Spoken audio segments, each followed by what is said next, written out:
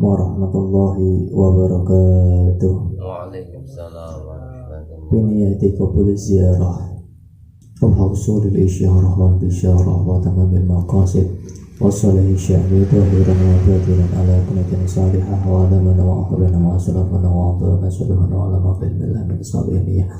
Allah yadhuluni yadina fi niyatihim wa amalana fi amalihim wa akhlaquna fi ahlakihim. Nasdahdiru arwahu at-tayyibah fi adil majlis. Nawayna ta'aluma wa ta'alim wa tadakkur wa tadkir wa nafa wa intifa wa ibadah wa istifadah wa hasanah wa maskilita billah wa sanati rasulih wa mardatillah wa qurbihi wa sawabihi wa sifat anfusina bil ulum syai'ulillah al-fatihah. A'udhu billahi minasyaitonir rajim. Bismillahirrahmanirrahim. Alhamdulillahi rabbil alamin arrahmanir rahim maliki yaumiddin. Iyyaka na'budu wa iyyaka nasta'in ihdinas siratal mustaqim siratal ladzina an'amta 'alaihim ghairil maghdubi 'alaihim waladdallin amin.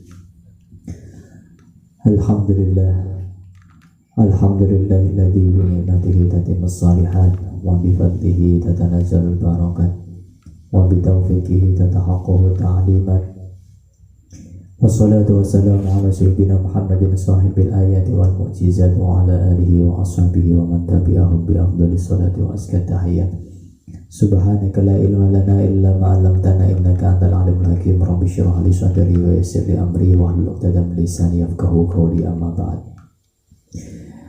Sepindah menika perawan ngatur semoga sami sarengan ala puji syukur pangapunten wonten ngarsanipun Allah Subhanahu wa taala dene menapa kita sedaya dipun paringi kanikmatan saking Gusti ingkang kaluwih-luwih utaminipun nikmat iman wal Islam kawujengan kaharjan saha kabekas warasan sehingga kita saged makembal manunggal wonten ing majelis ingkang insyaallah mubarak menika. Kaping kalihipun shalawat serta salam mugi tansah lumeber dumateng panutan kita sedaya injih Nabi Agung Muhammad sallallahu alaihi wasallam. Kami atur sesarengan Allahumma shalli wa sallim ala sayyidina Muhammad wa ala ali sayyidina Muhammad. Mugi-mugi kita tansah saged hangayuh-ayuh angsal pitulunganipun angsal syafaatipun bejeng yaumil qiyamah amin ya rabbal alamin. Syukur ingkang kaluwih-luwih kita nikmati inggih menika kita sedaya saged nglampahi ibadah, nglampahi ketaatan wonten ing dalu menika. Dalu wonten ing wulan ingkang dipun mulyakake kalih Gusti Allah. Salah setunggalipun wulan-wulan ingkang dipun mulyakake Gusti Allah menika wonten sekawan. Wonten ing surat At-Taubah ayat 36, inna iddatasyuhuri indallahi isna asyara syahran fi kitabillahi yauma khalaqas samawati wal ard minha arba'atun hurum. Bahwa sesungguhnya 12 bilangan dalam setahun itu ada Allah itu memberikan keistimewaan kepada 4 bulan di mana Allah menciptakan bumi dan langit seisinya. Bulan tersebut adalah bulan di mana dilaksanakan ibadah haji. Inggih menika bulan Dzulqa'dah, Dzulhijjah, Muharram sama yang terakhir adalah bulan Rajab. Berturut-turut kita melakukan bulan tersebut. Alhamdulillah kita ada di bulan yang kedua, yakni adalah bulan Dzulhijjah. Setelah bulan Dzulqa'dah, setelah itu disusul dengan bulan Dzulhijjah. Dan Dzulhijjah termasuk bulan yang sangat mulia dan kemuliaannya ada di 10 awal. Karena Allah hanya memilih 10 yang istimewa saja dalam setahun, hanya cuma ada 3. Innallaha ihtara minas sanati salasa usyuratin. Sesungguhnya Allah memilih dalam setahun itu 3 macam 10 hari yang dimuliakan. Yang pertama al-ashrul akhir min syahri Ramadan, 10 akhir di bulan suci Ramadan, berarti 21 sampai tanggal 29 atau 30, karena itu yang digadang-gadang prioritas banyak. Apa itu? Ada yang namanya Lailatul Qadar. Kemudian yang kedua adalah 10 awal, ya, al-ashrul awal min syahri Dzulhijjah, yaitu adalah bulan Dzulhijjah. Dan yang terakhir adalah al-ashrul awal min syahri Muharram, 10 awal di bulan Muharram. Ya, alhamdulillah kemarin kita sudah menjumpai ya, dan sudah menjalankan 10 awal, dan ini kita sudah di akhir dari tasrek itu sendiri. Alhamdulillah wa syukurillah. Karena kenapa bulan Dzulhijjah menjadi mulia? Karena ada beberapa alasan. Di bulan Dzulhijjah al-yaumul awal, al-yaumu alladzi ghafarallahu li Adama. Pada tanggal pertama bulan Dzulhijjah itu Allah menerima taubatnya Nabi Adam. Kemudian hari yang kedua al-yaumus tsani min syahri Dzulhijjah, al-yaumu alladzi istajaba da'a yang Allah menerima doa Yunus, doanya Nabi Yunus. Kemudian al-yaumus salis min syahri Dzulhijjah, al-yaumu alladzi istajaba Allahu da'a Zakaria, doa Zakaria, menerima doanya Nabi Zakaria tanggal 3. Al-yaumur rabi' min syahri Dzulhijjah, pada hari yang ketiga bulan Dzulhijjah, al-yaumu alladzi wulida fihi Isa, yaitu dilahirkannya Nabi Isa, itu ada di bulan Dzulhijjah. Nah, ini merupakan keterangan tambahan. Kalau kita biasanya mengetahui ya, hanya kelahirannya Nabi Muhammad saja, ya ini pada tanggal 12 Mulud. Nah, bulan Dzulhijjah ini ada 2 ulul azmi yang dilahirkan pada bulan Dzulhijjah, yakni Nabi Isa. Dan hari yang kelima al-yaumul khamis min syahri Dzulhijjah, al-yaumu alladzi wulida fihi Musa alaihissalam. Pada tanggal 5 Allah ya dilahirake yang namanya Nabi Musa. Tanggal 6 Allah membuka yang namanya kebaikan-kebaikan, keberkahan kepada Nabi Muhammad. Hari ke-7 Allah menutup yang namanya neraka jahanam. Hari 8 ada yaumu tarwiyah, hari 9 ada yaumu arafah, hari 10 ada hari yang istimewa yaitu yaumun nahri, hari dimana Nabi Ibrahim mengorbankan putra kekasihnya yakni Nabi Ismail. Maka oleh karenanya bulan Dzulhijjah ini sangat istimewa. Maka keistimewaan itu, ibadah yang kita laksanakan di bulan yang sangat mulia ini juga akan dilipat gandakan. Apalagi kalau kita gunakan dalam amal-amal yang baik seperti majelis dzikir, majelis sholawat yang kita lakukan pada malam hari ini. Ada bacaan Rotibul Haddad, ada yang namanya bacaan Simtuduror, dan ditutup dengan majelis taklim, yakni pembacaan kitab Taisirul Halaq. Nah, ini sekarang kita akan melanjutkan lagi kitab Taisirul Halaq. Qala al-mu'allifu rahimahullahu ta'ala wa nafa'ana bihi wa bi ulumihi wa a'ada alaina min barakatihi amin ya rabbal alamin. Kula ulangi kedhik mengenani dugi jujur nggih. Asidku jujur lawane menika goroh. Asidku sing diarani jujur kuwi niku al-ihbaru bima yutabiqul waqi', menyampaikan warta atau berita di mana berita tersebut cocok dengan yang namanya kenyataan. Sedangkan bohong, kebalikan dari yang namanya jujur, itu adalah al-ihbaru bima la yutabiqu, menyampaikan berita tapi tidak sesuai dengan kenyataan. Pada pertemuan selanjutnya juga sudah disebutkan sebab-sebab dari kejujuran itu apa saja. Di antaranya akal, agama, sama keperwiraan.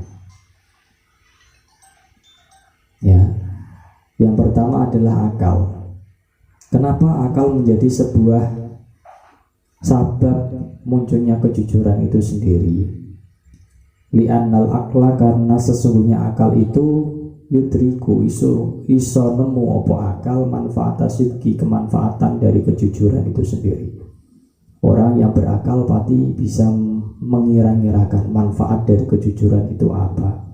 Dan orang yang mempunyai akal, dia tahu wa madharratal kadhib, dan juga tahu tentang bahaya dari yang namanya sifat bohong. Oleh karenanya wala yardo, ora ridho sahibuhu, sapa wong kang duweni akal, li nafsihi, untuk dirinya sendiri, al madharrata, ya, tidak ridho ing kemelaratan tadi atau mungkin keburukan-keburukan yang akan menimpa dirinya sendiri. Faliyal taji, maka becek majibake sapa sahibul sidiki untuk bisa bersifat asidqa ing sifat jujur. Salah satunya itu. Makanya kalau dalam berdagang itu dia mulai memikirkan, kalau salah satu saya kok berbohong, nanti selanjutnya saya juga tidak akan laris.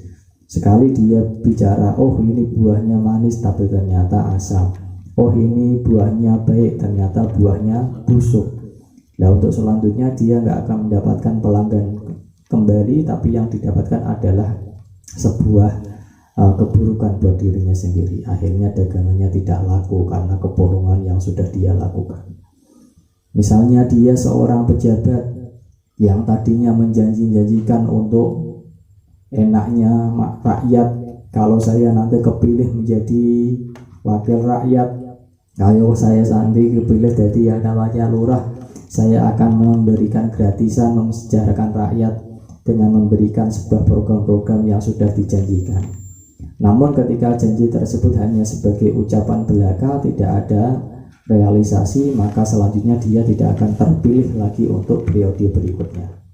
Tapi kalau dia bisa merealisasikan apa yang sudah menjadi janjinya ketika dia itu mau mencalonkan sendiri, ya misalnya dipenuhi semua janjinya, pasti akan menjadi keberuntungan untuk dirinya sendiri. Tidak cuma 1 periode, bisa 2 periode, 3 periode, bahkan 4 periode dalam jabatan kelurahan dan lain selanjutnya. Nah ini salah satunya akal. Kemudian yang kedua, wali an-nadina, karena sesungguhnya agama juga demikian. Ya'muru bisidqi, itu juga memerintah dalam kebenaran atau memerintah dalam kejujuran. Apa dalilnya? Kata ya ayyuhalladzina amanu taqullaha wa kunu ma'as shadiqin. Itu salah satu perintah dari yang namanya agama. Wa yanha an didihi, dan juga nyegah andidi saking sewali sifat jujur, ya ini adalah sifat bohong. Apa itu dalilnya? Ala laknatullahi alal kadhibin. Salah satunya adalah laknat Allah itu sendiri akan menyertai, akan diberikan kepada orang-orang yang suka bohong. Satu laknat itu. Makanya banyak sekali ancaman-ancaman yang diberikan kepada orang yang istilahnya bohong. Tidak hanya laknat saja yang diberikan, tapi orang yang suka bohong itu juga diberikan beberapa mandorot-mandorot yang lainnya. Di antaranya malaikat semakin menjauh dari dirinya. Dalam arti kalau malaikat sudah menjauh, berarti jauh dari rahmatnya para malaikat. Ya, dalam arti itu juga bisa menjadi konsekuensi, karena ada dalil sendiri malaikat itu menjauhi orang-orang yang suka berlaku bohong. Ya, karena bohong itu malaikat gak suka. Kemudian bahaya lagi orang yang melakukan kebohongan. Ya, salah satunya dia itu akan selain mendapatkan laknat, dan dia juga akan jauh dari sifat keimanan. Ada riwayat yang mengatakan itu iyyakum wal kadhiba fa innal kadhiba mujanibun lil iman. Jauhilah diri kalian dari yang namanya sifat bohong, maka sesungguhnya kebohongan itu sendiri akan menjauhkan dari sifat keimanan. Makanya keimanan itu sangat bertolak belakang dari yang namanya kebohongan, dari yang namanya ya sifat bohong itu sendiri. Jadi yang satu dia dilaknat oleh Allah, yang kedua dijauhkan dari keimanannya, kemudian orang yang berbohong juga dijauhi dari rahmat malaikat. Dalilnya mana dijauhi dari malaikat? Idza kadzabal abdu kadzbatan, jika seseorang hamba itu melakukan kebohongan, taba'adal malaikah, maka malaikat itu semakin menjauh mailan bimailin min natsmi ma ja'a bihi, karena ada bau yang tidak sedap yang keluar dari mulutnya. Sekali dia ngomong bohong, pasti akan keluar bau busuk dari mulutnya itu. Makanya malaikat akan menjauh 1 mil, ketika bohong lagi akan menjauh lagi 1 mil, seperti itu dan terus selanjutnya. Itu yang didapatkan dari orang yang suka bohong. Dia dapat laknat, dijauhi rahmatnya dari malaikat, kemudian jauh dari keimanan, dan yang paling ironis lagi dia masuk ke dalam neraka wel. Itu malah dalilnya itu lebih ngeri lagi. Wailul lil ladzina yuhaddisu fayaghdibu. Celakalah bagi orang yang berkata tapi perkataannya itu dia bohong. Liyadhaka bihil qaumu, supaya bohongnya itu bisa membuat orang itu tertawa. Jadi membuat lelucon-lelucon, humor, tapi humornya isinya adalah kebohongan. Wailul lahu, wailul lahu. Diulangi sama Rasulullah, wail, celakalah dia, celakalah dia. Kalau sudah ada taukid lafzi seperti ini ya berarti ya lebih kuat. Seperti inna ma'al usri yusra fa inna ma'al usri yusra. Dalam arti ini sudah menguatkan. Rasulullah mengatakan wailul lil ladzina yahdusu, masih di belakangnya ditasih wailul lahu, wailul lahu. Itu neraka wail. Nah, inilah sifat-sifat yang akan didapat bagi orang yang bohong. Makanya dalam nas pun juga diperintahkan untuk menjauh. Selain diperintahkan untuk melakukan kejujuran, tapi diperintahkan untuk menjauhi dari sifat kebohongan itu sendiri. Wayanha andiddihi, karena perintah agama. Di dalam Al-Quran ada, di dalam Al-Hadis juga ada. Wa kadzalika lan kaya mengkono-mengkono, kaya mengkono-mengkono akal iso ngerti manfaatnya kejujuran. Agama yang merintahkan kejujuran. Maka orang yang mempunyai sifat yang luhur itu juga demikian. La yardo iku ora ridho sapa sahibul muru ahli nafsihi untuk dirinya sendiri illa sidqa, angin temen niku sifat nglakoni sifat jujur. Karena saat temannya apa? Di annahu, karena saat temannya sahibul muru'ah yardubu iku obare inna yardubu iku nubreh sapa sahibul muru'ah at-tahalli ing sifat pepahes bijamilil hisoli, kelawan bagus budi pekerti. Karena orang yang mempunyai sifat yang baik tidak mungkin akan menghiasi dirinya dengan perbuatan yang buruk. Sekali dia melakukan kebohongan, dia akan dicap menjadi orang yang bohong, karena ini akan tertanam, ya. Makanya sekali lagi jujur ini menjadi pokok dari yang namanya kebaikan. Asidku asasul hasanat wal kadibu asasul sayiat. Jadi yang namanya jujur itu adalah pokok dari yang namanya kebaikan-kebaikan, sedangkan bohong itu adalah pokok dari yang namanya keburukan. Makanya keburukan itu sendiri akan menimpa kepada orang yang selalu bohong. Tapi kalau orang yang sudah melakukan kejujuran, pasti akan dilanjut dengan kebaikan-kebaikan yang lain. Sekali dia sudah jujur dalam perkataan, pasti akan jujur dalam perbuatan. Contohnya apa? Dia melakukan hal yang amanat. Amanat itu buat dari kejujuran, tapi yang bersifat tindakan. Kalau tadi kan al-ikhbaru kan hanya bersifat perkataan. Nah, ketika perkataannya sudah jujur, nanti akan melekat pula dalam perbuatan. Perbuatannya juga akan jujur. Ketika dia diberikan amanat, dan amanat tersebut secara jujur akan disampaikan kepada orang yang berhak mendapatkan amanat. Maka tidak ada yang namanya korupsi, tidak ada yang namanya kecurangan dan lain sebagainya, karena dia sudah mempunyai sifat jujur. Ketika dia sudah mendapatkan sifat amanat, maka dia akan menjadikan predikat dirinya menjadi bihusnil khuluqi, akhlak yang baik, ya, menjadikan dia menjadi akhlak yang baik. Kemudian nanti muncul lagi sifat yang namanya memenuhi janji. Orang kalau sudah jujur, dia juga akan memenuhi janji dan lain sebagainya. Jadi muncul kebaikan-kebaikan yang lain dari yang namanya sifat kejujuran tersebut. Nah, sekarang sabab dari jujur sudah. Nah, kemudian sabab dari yang namanya sifat bohong itu sendiri apa? Wasababul kadibi utawi sababe sifat bohong, iradatu jalbin naf'i iku ngarepake narik kemanfaatan. Jadi mengharapkan bisa mendapatkan manfaat lebih, tapi yang sementara semu. Contoh, kita berjualan, ya, berjualan online. Nah, berjualannya online itu kan kita mendapatkan untung, tapi hal tersebut kita lakukan dengan ketidakjujuran. Ya, dapat untung, tapi karena kita melakukan kebohongan, maka selanjutnya kita tidak akan berlangganan lagi karena ada kecurangan di dalamnya. Entah itu barangnya rusak, atau mungkin gak sesuai warnanya, atau mungkin kebesaran, atau mungkin ada yang kurang.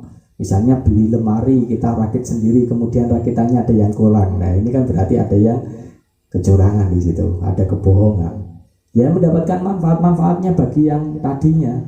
Ya, orang yang sudah dibeli akan mendapatkan keuntungan.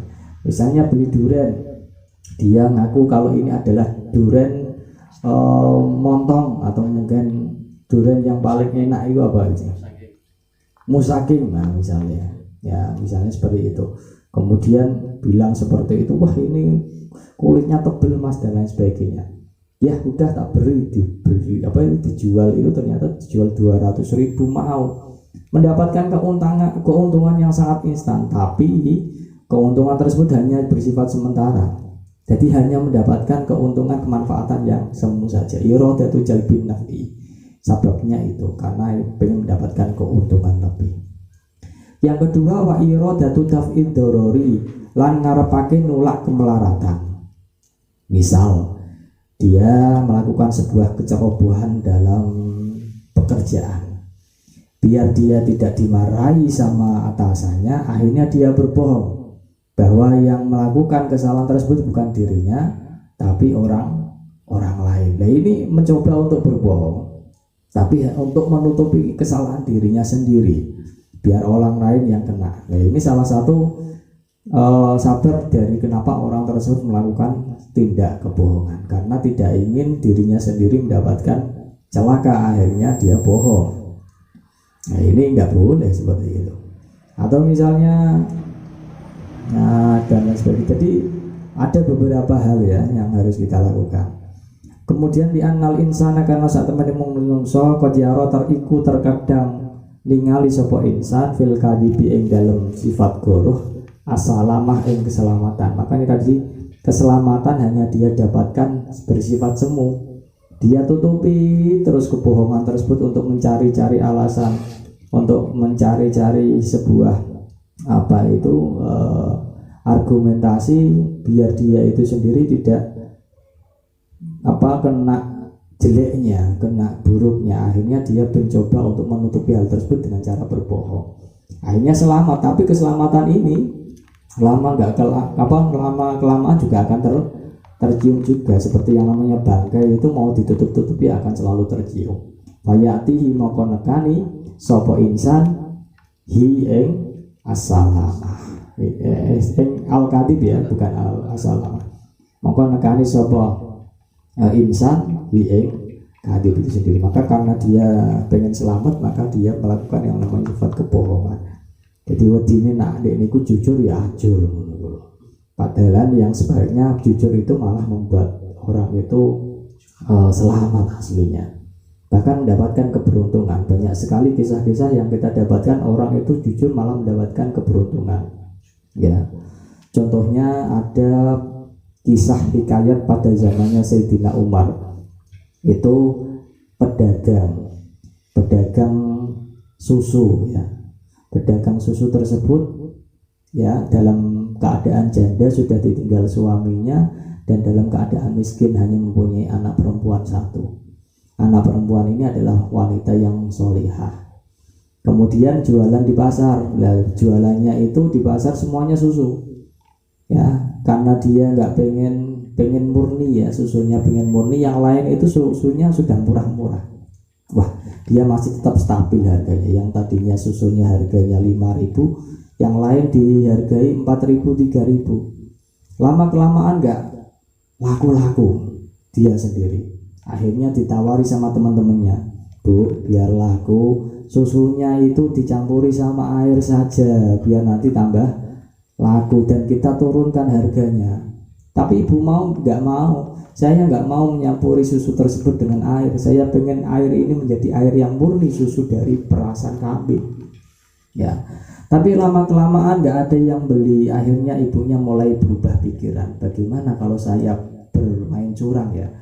Toh yoga orang lain juga nggak tahu. Yang lain teman-teman saya juga melakukan kecurangan. Itu malam mau dibuat kecurangan. Dia diskusi sama anak perempuannya. Anakku, ini yang lain sudah sepakat. Satu pasar susu kambingnya itu sudah dicampuri dengan air biasa.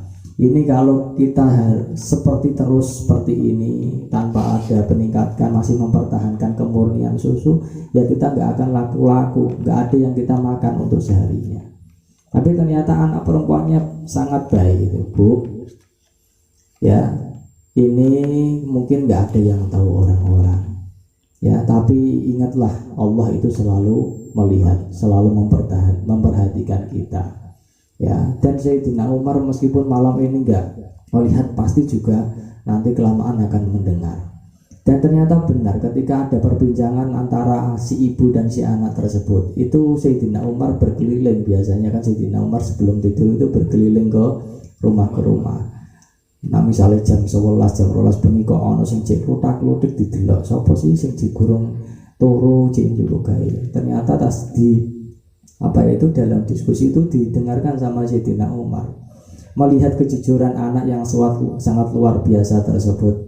Ya akhirnya Sayyidina Umar pulang, kemudian menemui anaknya yang bernama Asim. Nah anak, besok lamaran yuk. Lho ameh bantono sinten kula Pak, wes engko tak lamarno karo wong sing apik kanggo kowe. Akhirnya datang ke rumahnya si wanita penjual susu tersebut, dan ternyata putranya Sayyidina Umar yang saat itu menjabat menjadi presiden. Khalifah itu kan presiden, didapatkan kepada anak penjual susu. Nah itu sebab dari yang namanya kejujuran dengan air biasa itu karena nasihat dari anaknya. Anaknya mendapatkan anaknya seorang presiden, padahal anaknya orang biasa, anaknya nggak punya, mendapatkan seorang anak dari presiden. Sayyidina Umar ini luar biasa.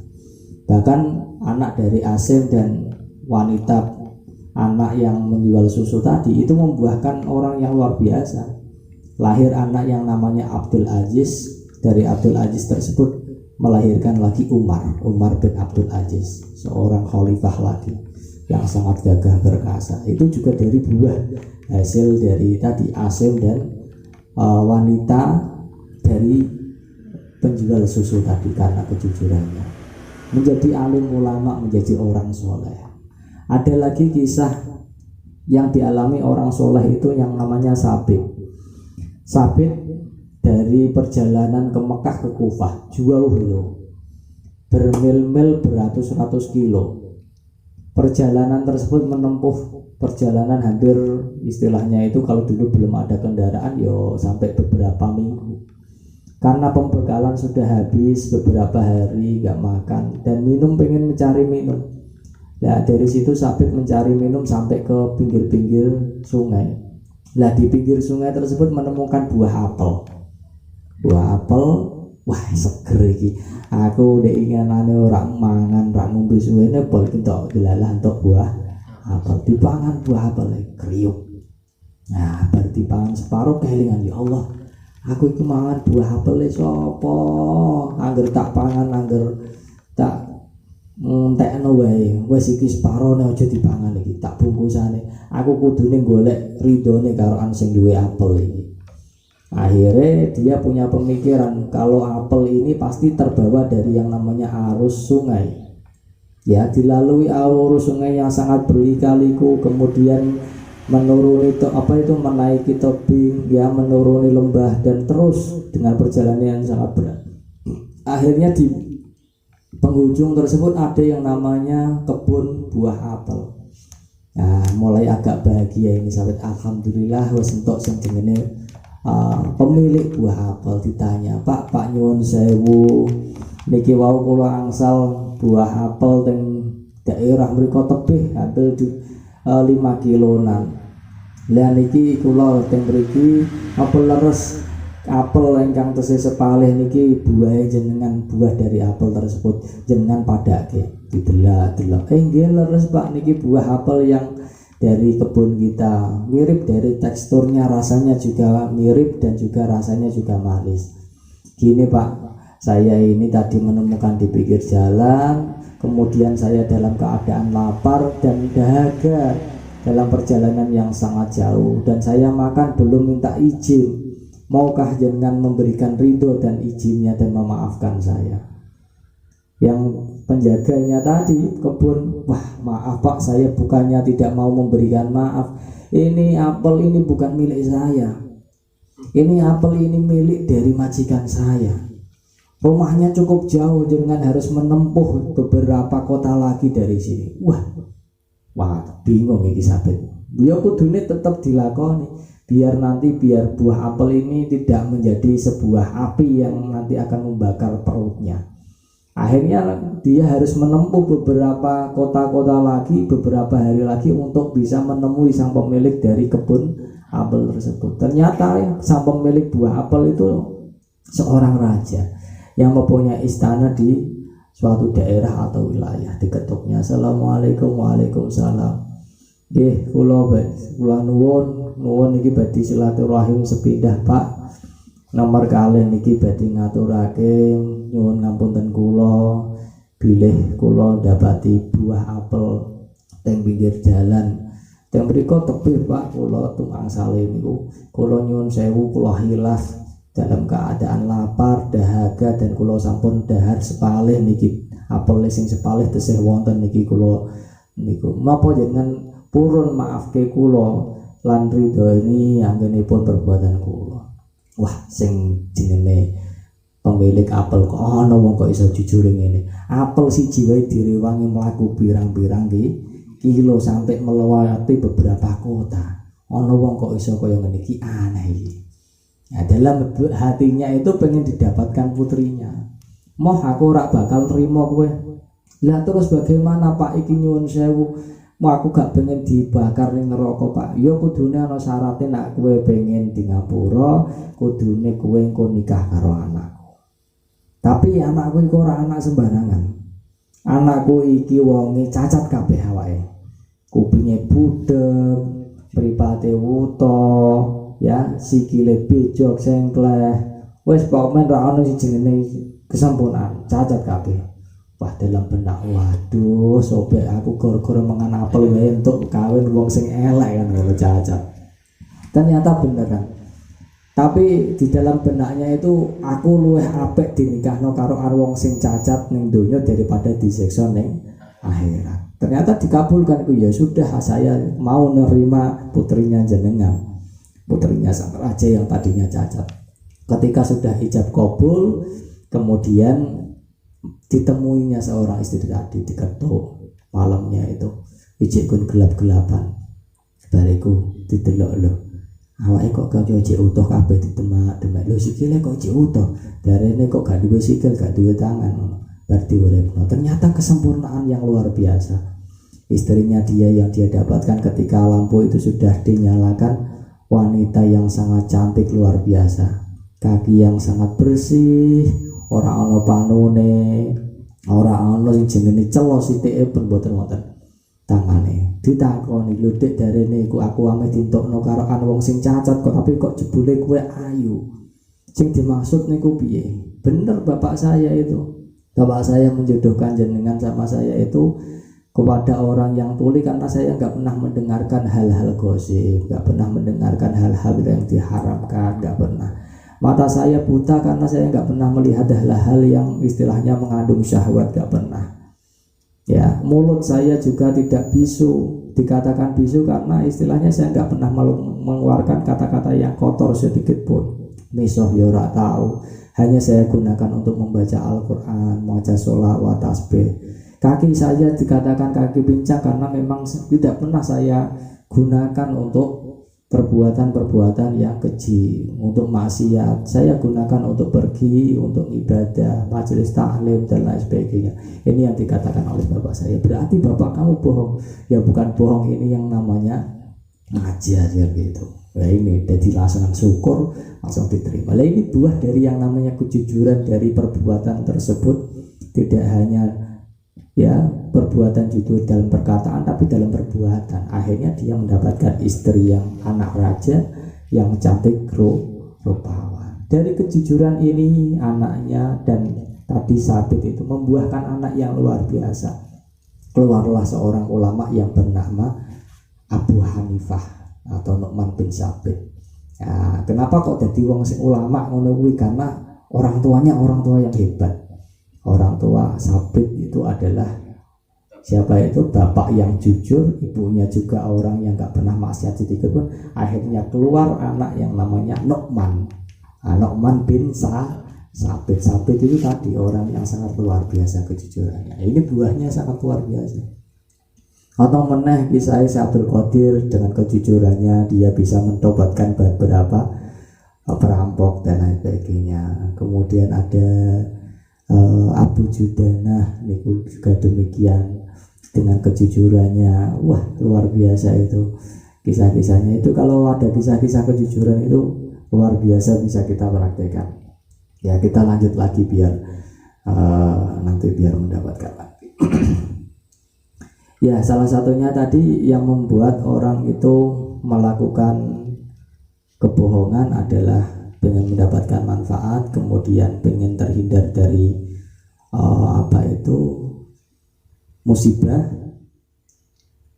karena orang tersebut hanya memandang bahwa yang namanya orang yang berbohong itu akan mendapatkan keselamatan, tapi ini yang dinamakan keselamatan semu. Wayaro lan ningali sapa insan fisidki ing dalam sifat jujur didah ing sewali selamat. Berarti dia kalau berkata jujur, guna misalnya mau sing rusakna komputer aku, akhirnya begini dipecat. Ya, padahal kalau dia nggak melakukan tersebut mungkin nggak sampai demikian, malah ngelempar ke temannya, iki mau sing rusakno si Joni kok mboten kula. Nah, ini karena demikian dia takut seperti itu. Fala ya'tihi, maka hal tersebut orang nekani sapa insan hi ing asidqa. Jadi karena dia mengira kalau dia nanti akan bersifat jujur, ya bersifat jujur kalau komputernya yang dia rusakin atau mungkin kinerjanya yang kurang baik, akhirnya dia melakukan kebohongan itu lebih selamat dan lain sebagainya. Wa dararul kadibi utawi kemelaratane goroh. Ya udu iku bali apa doror ila sahibi maring wong kang duweni sifat kadib. Jadi keburukan dari sifat bohong itu sendiri akan kembali kepada pemiliknya. Di antaranya apa? Fayuh takoru denino. Orang yang bersifat suka bohong itu pasti akan dihina. Ya salah satunya akan dicap menjadi orang yang bohong. Itu adalah kehinaan yang pertama. Karena orang kalau sudah melakukan kehinaan itu sendiri satu kehilangan kepercayaan. Ya, karena sifat jujur itu ya sudul sikoh akan menghasilkan yang namanya kekuatan atau kepercayaan. Kebalikannya kalau orang sudah melakukan kebohongan ya akan menumbuhkan yang namanya tadi kehilangan kepercayaan sendiri. Ya karena fa inna sidqa yahdi ilal bir wal bir yahdi ilal jannah, dan kebaikan itu akan membawa ke surga. Wa ma yazalur rajulu yataharra sidqa hatta yuktabu indallahi siddiqan. Dan orang yang selalu melakukan kejujuran maka dia akan dicatat di sisi Allah sebagai orang yang jujur. Tidak hanya Allah yang mencatat, tapi manusia akan memberikan sebuah titel, oh ini orang jujur, ini orang yang bohong. Sebaiknya wa iyyakum wal kadiba, jauhilah sifat bohong, fa innal kadiba yahdi ilal fujur. Karena sifat bohong itu sendiri akan bisa membawa dari yang namanya sifat kemaksiatan. Wal fujur yahdi ilan nar, dan maksiat itu sendiri akan membawa pada neraka. Wa ma yazalul abdu yataharral kadiba hatta yuktabu indallahi kadaban. Maka orang yang selalu melakukan kebohongan dia akan dicatat di sisi Allah menjadi minal kadibin. Tidak hanya Allah yang mencatat, manusia juga mencatat. Kalau kita sudah melakukan kebohongan, ya kita akan dicap, wah wongku senengane bohong, ino wes. Watadi usikoh, ya, dan juga hilangnya sifat kepercayaan ya tadi. Makanya kebalikan dari sifat jujur itu yahsudusiskoh. Tapi kalau orang sudah bohong, sudah akan kehilangan kepercayaannya. Ya, orang sudah melakukan kebohongan sekali saja, hilang kepercayaan masyarakat, hilang kepercayaan pelanggan dan lain sebagainya. Pengakunya ini daging terbaik, ternyata dagingnya ono campurannya daging babi, ono daging tikus. Sekali konangan, selanjutnya nggak akan ke situ lagi. Delalah bakso niku ketutan buntut teh. Nah, lho kok ana buntut ning kene. Akhirnya dong pelanggane dong ngomong karo pelanggan liyane. Ojo tuku kono, aku kan nemu buntut kok. Buntut apa? Cilik tikus. Nah, akhirnya dong Maria dino ora serame iku malih dadi sepi karena udah kehilangan, dia sudah tidak berlaku jujur. Wa yastardalu fid dunya, dan wilang ino ing dolan dunia, tadi juga hina di dunia, hina di akhirat. Wa yu'aqabu fil akhirah, dan juga den siksa ing akhirat, den siksa mau dilebokno ning neraka. Ya, entuk laknate Gusti Allah, ya. Dalile Gusti Allah ala laknatullah alal kadibin, wis jelas wih, dan lain sebagainya. Apalagi di dunia akan hilang dari rahmatnya. Wa ya'udu ila ghairihi summa qala ya'udu ila ghairi sabi, dan akan kembali kepada selain pemiliknya, nanti akan dilanjut pada minggu depan atau mungkin kesempatan yang selanjutnya. Bismillahirrahmanirrahim. Subhanalladzil izzati wa jabaru, subhanalladzil malik wal malakut, subhanalladzil la yamutu subhan qudus bil malaikati war ruh, falaqal hamdu hatta tardu, falaqal hamdu ba'da ridha, falaqal hamdu daradi. Allahumma lakal hamdu la ilaha illa anta al-hanan alamani bada isma'il al-qur'an awal ya akhirul akhirin ya dal quwwatin rahimah maskin arhamar rahimin ya maulana ya mujib ya hayyurana ya gudawasani qabla bil mustafa Muhammadin sallallahu alaihi wasallam ikti hajatina qarib. Allahumma salli wa sallim ala sayyidina Muhammad bil awwal wa salli ala sayyidina Muhammad bil akhir wa salli wa sallim ala sayyidina Muhammad bil nabiyyin as-salatu wassalamu bi adli fi billah alayka wa ala ahlika ya sayyidina Rasulullah sallallahu alaihi wa ala alihi sahih agisna sari abi sayyidillah. Allahumma salli ala sayyidina Muhammad sallallahu alaihi wa sallam dari qalbul murad dari dunia wa talimna wa ala alihi wa sallam. Allahumma salli umat sayyidina Muhammad, Allahumma arham umat sayyidina Muhammad, Allahumma afi umat sayyidina Muhammad, Allahumma afat umat sayyidina Muhammad, Allahumma umat sayyidina Muhammad, Allahumma ansur umat sayyidina Muhammad, Allahumma aftah umat sayyidina Muhammad, Allahumma sabbit imana umat sayyidina Muhammad wa ala sayyidina Muhammad. Allahumma ya Allah, Allahumma inna waqifuna bi babika wa ala ibina bi janabika wa muta'awwiduna bi jalalika wa mutashuruna bi anbiyaika husna bi rahmat sayyidina Muhammadin sallallahu alaihi wasallam wa mutawassiluna bi awliyaika husna al-awliya alladhi fi qaryati Purworejo al-taqdiya ya Allah syafi'a hajatina min hawaijitina wa ya Allahumma arinal haqqa haqqan wa jannibna wa arinal batila batilan wa jannibna rabbis alli muqima salati wa mudriyati rabbana wa taqabbal du'a sallallahu alaihi sayyidina Muhammadin sallallahu alaihi wasallam subhana rabbika rabbil izzati amma yasifun wa salamun alal mursalin walhamdulillahi rabbil alamin. Bismillahil Fatihah. Alhamdulillahi rabbil alamin. Iyyaka na'budu wa iyyaka nasta'in ihdinas siratal mustaqim siratal ladzina an'amta 'alaihim wal afu wallahu la taufiq wal hidayah. Wassalamualaikum warahmatullahi wabarakatuh.